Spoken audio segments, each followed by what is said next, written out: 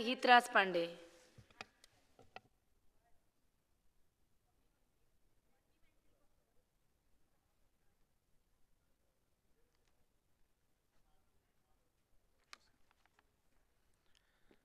सम्माननीय सभामुख महोदय, आज हामी यस्तो विधेयकको सैद्धान्तिक छलफलमा सहभागी छौँ जुन हरेक नेपाली नागरिकको जीवन, भविष्य र पहिचानसँग गहिरो रूपमा गाँसिएको विषय छ। भूमि सम्बन्धी केही नेपाल ऐनलाई संशोधन गर्न बनेको विधेयक 2082। सभामुख महोदय, भूमि भनेको केवल जमिन मात्र होइन, यो जीवन हो, अस्तित्व हो, सम्मान हो। अनि जब यति गम्भीर विषयमा कानुन निर्माण गरिँदैछ, त्यसमा गरिने हरेक शब्द, हरेक दफा, हरेक आशयको मूल्य मुलुकको भविष्यले चुकाउनु पर्ने हुन्छ। यो विधेयकको आवरण राम्रै देखिन्छ, भूमिहीन, सुकुम्बासी, दलितको पक्षमा भन्ने दाबी गरिएको छ।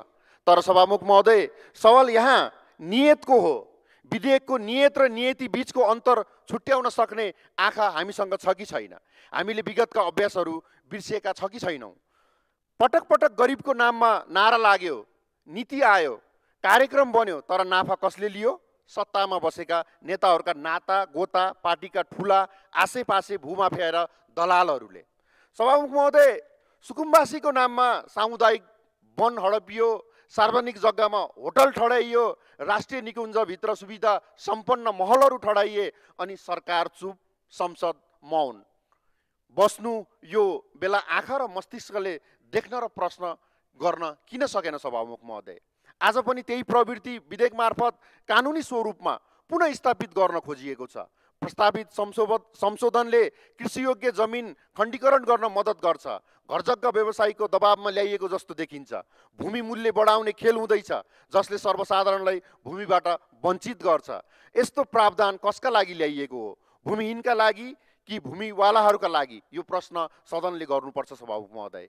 वन क्षेत्र, खोला किनारा, आरक्षित क्षेत्र, राष्ट्रिय निकुञ्ज, यी सबै स्थानहरूमा बसेकालाई दस्तुर लिएर स्वामित्व दिने कुरा भनिएको छ। तर के हामी बिर्सन सक्छौँ यिनै क्षेत्रहरू वातावरणीय दृष्टिले अति संवेदनशील छन्? जताततै डोजर चलाएर मात्र विधिको शासन हुँदैन सभामुख महोदय। सभामुख महोदय, यो विधेयक ले भूमिहीनका आँखामा सपना देखाउँछ, तर जग्गा सधैँ चाहिँ शक्ति र सम्पत्तिवालाकै पोल्टामा हाल्ने षड्यन्त्र गर्छ।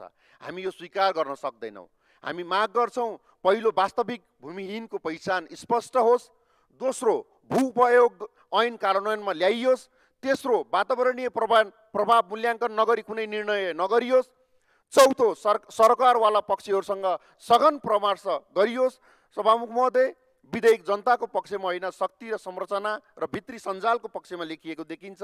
त्यसैले हाम्रो स्पष्ट धारणा छ, यो विधेयक संशोधन बिनै यथास्थितिमा अघि बढ्न सक्दैन। हामी जनताको आवाज सदनमा उठाइरहेका छौँ। जनताको नाममा जग्गा बेच्ने परम्परालाई हामी रोक्नेछौँ। अन्त्यमा यो विधेयक समितिमा दफावार छलफलको लागि पठाई आवश्यक परिमार्जन गर्न आवश्यक छ सभामुख महोदय। धन्यवाद।